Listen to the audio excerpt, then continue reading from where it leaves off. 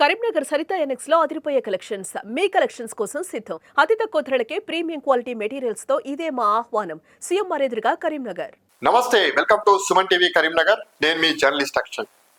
స్థానిక సంస్థల ఎన్నికలపైన ముఖ్యమంత్రి రేవంత్ రెడ్డి కీలక వ్యాఖ్యలు చేశాడు. కీలక వ్యాఖ్యలు కాదు, కుండ బద్దలు కొట్టాడు. ఎన్నికలు ఇప్పుడు నిర్వహించలేము, హైకోర్టు విధించినటువంటి ఏదైతే సెప్టెంబర్ 30 ఉందో ఆ గడువులోగా ఎన్నికలు నిర్వహించలేమంటూ కుండ బద్దలు కొట్టాడు. దాంతో పాటు ఎప్పుడు ఎన్నికలు నిర్వహిస్తామో కూడా స్పష్టత లేదు అని చెప్పేసి మాట్లాడడం జరిగింది. ఇటీవల ఢిల్లీలో ఒక చిట్ చాట్ లో ఆయన మాట్లాడడం జరిగింది. దాంతో నిన్న కూడా దీనికి సంబంధించినటువంటి కొంతమంది అందుబాటులో ఉన్నటువంటి మంత్రులతో కూడా ఈ యొక్క ఎన్నికల పైన, బీసీ రిజర్వేషన్ల పైన ఒక కీలక సమావేశం అయితే నిర్వహించారు. దాని తర్వాత ఇప్పుడు ఎన్నికలు నిర్వహించలేమని ఒక క్లారిటీ అయితే ఇచ్చారు. ప్రతిసారి రాష్ట్ర ప్రభుత్వము ఎన్నికలను వాయిదా వేస్తూనే ఉంది. ఎన్నికలను వాయిదా వేయడానికి ఒక ప్రత్యేకమైనటువంటి సాకును వెతుక్కుంటూనే ఉంది.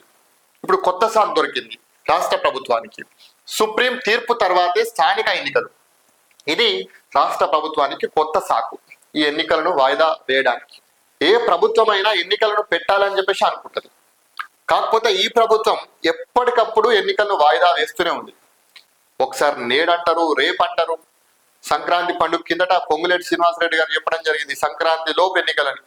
మళ్ళా సంక్రాంతి వచ్చింది. నాకు తెలిసి 2025 సంవత్సరంలో ఈ యొక్క స్థానిక సంస్థల ఎన్నికలు జరిగేటువంటి అవకాశం అయితే కనబడతలేదు. మళ్ళా సంక్రాంతి వచ్చేటువంటి అవకాశం ఉంది 2026.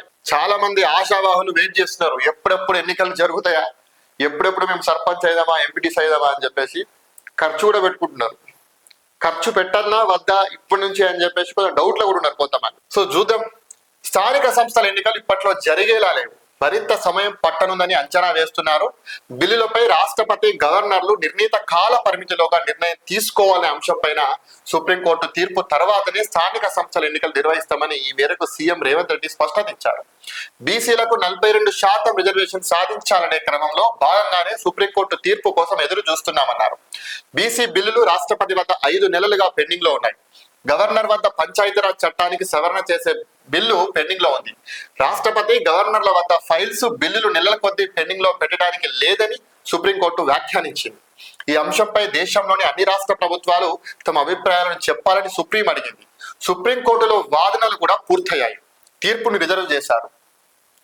అయితే రాష్ట్ర ప్రభుత్వాలు పంపేటువంటి బిల్స్ ఏవైతే ఉన్నాయో ఆ బిల్స్ గవర్నర్ దగ్గర, రాష్ట్రపతి వద్ద నెలల తరబడి పెండింగ్ లో పెట్టడాన్ని సుప్రీంకోర్టు కొంత వ్యతిరేకిస్తుంది. దానికి సంబంధించి రాష్ట్ర ప్రభుత్వాలను అభిప్రాయాలు అడిగింది. ఆ తీర్పు ఇంకా రిజర్వ్ లో ఉంది. అయితే ఆ తీర్పు వచ్చిన తర్వాత మేము ఎన్నికల పైన నిర్ణయం తీసుకుంటామని చెప్పేసి ముఖ్యమంత్రి గారు కొత్త సాకు వెతుకున్నారు. గ్రామాల్లో ఇప్పటికే సర్పంచులు లేకుండా, ఎంపీటీసీ లేకుండా చాలా ఇబ్బందులు ఉన్నాయి. ఆర్థిక సంఘం నిధులు రావడం లేదు. ఒకవైపు మీరే చెప్తున్నారు డబ్బులు లేవు, ప్రభుత్వం ఇబ్బందుల్లో ఉంది, జీతాలు ఇవ్వడానికే మేము చాలా ఇబ్బందులు పడుతున్నాం, ఇంకెక్కడ అభివృద్ధి కార్యక్రమాలు చేయాలి అని చెప్పేసి మీరే మాట్లాడుతున్నారు. ఒకవైపు ఈ 2 ఏళ్లుగా స్థానిక సంస్థల ఎన్నికలు జరగకపోవడంతో ఆర్థిక సంఘం నిధులు చాలా ఏళ్లుగా పెండింగ్ లో ఉన్నాయి. ఆ నిధులు రాకపోవడంతో గ్రామాలలో చాలా సమస్యలు ఇంకా రోజు రోజుకు ఇంకా పెరుగుతూనే ఉన్నాయి. సో ఇది తేలదా, అసలు ఈ 42% వస్తుందా రాదా అనేది మీకే క్లారిటీ లేదు. ఇంకా కాలయాపన ఎందుకు? మీరు మళ్ళీ ఇంకోటి కొత్త వెతుకుంటారు, హైకోర్టుకు ఏం చెప్పాలి అని చెప్పేసి కూడా ఒక ప్లాన్ చేసుకుంటారు. అదే ఇది అఫిడవిట్ వేయనున్నటువంటి ప్రభుత్వం బీసీలకు హామీ ఇచ్చినటువంటి విధంగా 42% రిజర్వేషన్లు అమలు చేయవచ్చినటువంటి అంచనాలో సీఎం ఉన్నారు. మీరు అంచనా వేస్తూనే ఉండండి, టైం గడిచిపోతుంది. మీ ప్రభుత్వానికి కూడా ఇంకా 3 ఏళ్ళే ఉన్నది. త్వరలో తీర్పు వస్తుందని అంచనా వేస్తున్నారు. ఇప్పటికే తీర్పు రిజర్వ్ చేసి కూడా వారం రోజులు కావస్తున్నందున త్వరలో తీర్పు వస్తుందని ధీమాగా ఉన్నారు.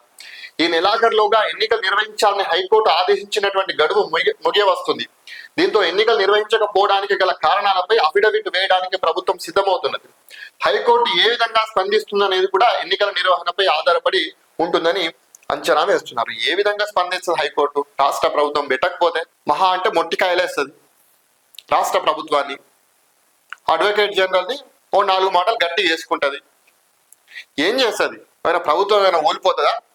ఏమైనా సీఎం ఏమైనా సస్పెండ్ చేస్తుందా ఎన్నికలు నిర్వహించకపోతే? ఏం చేస్తుంది? ఏం చేయదు. వీళ్ళు ఒక క్లారిటీ ఇస్తారు, హైకోర్టుని గౌరవించి మేము ఎందుకు నిర్వహించలేదో కారణాలు చెప్తారు. ఇంకొంత గడువు కావాలని చెప్పేసి కోరుతారు. హైకోర్టు మళ్ళీ 15 రోజులు నెల రోజులు గడువు ఇస్తుంది. అది కూడా నిర్వహించకపోతే అప్పుడు కూడా ఏం చేయలేదు హైకోర్టు. కోర్టులు గట్లున్నాయి, ప్రభుత్వాలు గిట్లున్నాయి.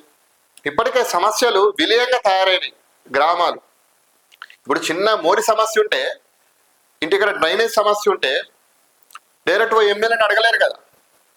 గ్రామంలో సర్పంచ్నో లేకపోతే ఎంపీటీసీనో అడుగుతారు. ఆ సర్పంచ్లే ఎంపీటీసీలే గ్రామాల లేకుంటే ఆ సమస్యలు ఎవరు పరిష్కరిస్తారు? అట్లా చాలా సమస్యలు గ్రామాలలో ఉన్నాయి. పెండింగ్ సమస్యలతోటి గ్రామాలు విలవిల్లాడుతున్నాయి. అధికారులు అయితే పట్టించుకోరు. వాళ్ళని అసలు అధికారులు అయితే ఎవరైతే మీరు స్పెషల్ ఆఫీసర్లను పెట్టిర్రో గ్రామాలలో వాళ్ళు ఎక్కడున్నారో కూడా తెలియదు. సో ఆ పరిస్థితి ఉన్నది. ఇప్పటికైనా ప్రభుత్వం ఆలోచన చేయాలి. దీని కథ ఏందో తొందర తేల్చాలి. 3 నెలలు ఇప్పటికే మీకు సమయం ఇచ్చింది. వారం రోజుల ముందు మళ్ళీ మీరు ఇంకా వారం రోజులు అయితే ఈ సమయం కూడా అయిపోతుంది. ఈ వారం రోజుల ముందు మళ్ళీ ఏం చేద్దామంటే ఎంతవరకు కరెక్టు? ప్రజలకు కూడా అసలు ఇది అవుతుందా కాదా, మీ కాంగ్రెస్ పార్టీ కార్యకర్తలకు కూడా ఇది అసలు 42% అవుతుందా కాదా అనేటువంటి క్లారిటీ లేదు, మీకే లేదు. సో వీలైనంత తొందరగా ఎలక్షన్స్ పెడితే కొంత గ్రామ స్థాయిల సమస్యలు అనేది పరిష్కారం అవుతాయి. అసలు పంచాయతీలు లేకుండా, స్థానిక సంస్థలు లేకుండా ప్రభుత్వం అయితే పాలన సాగించడం అయితే ఇది అత్యంత బాధాకరం. సో తొందరగా దీనికి సంబంధించిన పరిష్కారం రావాలి. వీలైనంత తొందరగా ఎలక్షన్స్ పెట్టాలి. ప్రజలు కూడా అదే కోరుకుంటారు.